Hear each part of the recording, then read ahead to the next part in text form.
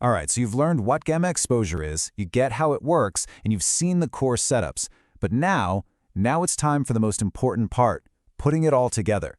In this explainer, we're going to build a complete integrated trading framework. This is going to take you from someone who just knows about GX to someone who can actually trade with a real institutional edge.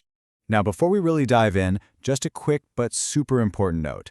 Everything we're talking about today is strictly for educational purposes, okay? We're exploring a framework, not handing out financial advice. Trading has risks, for sure, so please be smart and be responsible with your own capital. This right here, this is our goal today. This isn't just about learning another indicator to slap on your chart. Nope. This is about completely shifting your perspective. It's about starting to see the market through the same lens that the big institutions do. And this framework, well, this is your guide to getting there. Okay, let's get to the heart of it. The single most critical concept we're going to cover is the principle of confluence. This is the absolute bedrock of the entire system. Honestly, if you forget everything else, remember this one thing. This is what separates random guessing from high-probability trading. So what in the world is confluence? It's actually a really simple idea, but it is incredibly powerful. It's when a key GX level, say 0 gamma, lines up almost perfectly with the classic technical level you already use, like a major support zone. When these two totally different ways of looking at the market agree on a price, boom, that's a high conviction zone. That's where you need to be paying very close attention. Look at how this table breaks it down. This is what's so cool about it. A trade based just on a GEX level, yeah, that's a good setup. But when you add in a layer of support or resistance, now you're in high probability territory. And here's the magic step. You add a third factor, like a key level from a volume profile, well, that's when you get an institutional grade setup. This is the edge we're talking about. So finding that confluence zone is step one. But we don't just ape in blindly, right? Of course not. We need to add layers of confirmation to really nail our entry timing. And this is where volume profile and price action become your two best friends. Think of it like this. It's pretty straightforward. The volume profile is your map. It shows you where the big players, the institutions, have been doing business. It's the scene of the crime, so to speak.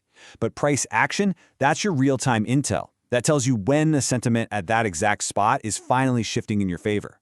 You absolutely need both the where and the when. So we're looking for very specific alignments here. For example, when the point of control, the area with the most volume, lines up with a high gamma strike, that level acts like a massive magnet for price. Or let's say the value area low lines up with 0 gamma. A break below that has incredible potential for a huge move down, because you're breaking both institutional value and dealer hedging. And here it is, the final trigger. Once you're at those key confluence zones, you just watch the candles. You see a long rejection wick at a high gamma level? That's your confirmation that sellers are taking over, and it validates a gamma flip setup. A big fat candle closing below 0 gamma? That shows serious conviction for a breakout. These signals are the market literally telling you, okay, it's time to go.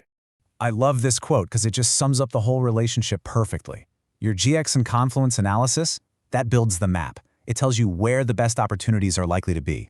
But it's the price action, the real-time buying and selling, that gives you the final green light to pull the trigger.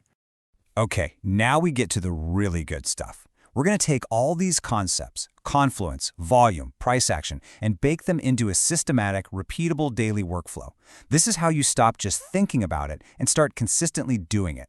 Every single morning before the market even opens. This is your routine, and it takes what, less than 20 minutes? Step 1, pull up the GEX data, note your key levels. Step 2, map out your basic support and resistance zones. Step 3, the most important one, find where they overlap. Those are your confluence zones. And finally, step 4, build your watch list. You know exactly what levels you're watching, no more guessing. It's all about the plan.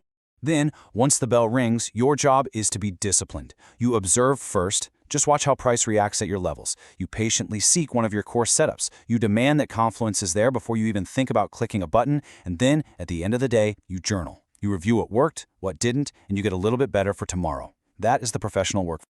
Look, having the system is one thing, but actually mastering it, that's another. So we're going to wrap this up with an actionable plan. This is your 30-day roadmap to take this whole framework from just an idea you heard to a skill you can confidently use in the market. And listen, this is not a race. Week 1, you do absolutely nothing but observe. Mark your levels, watch the price action, and build that pattern recognition. Week 2, you move to a simulator to practice your execution without any risk. Week 3, you can start using very small size just to get used to having real skin in the game. And only in week 4, after you've built that solid foundation, do you implement the full system.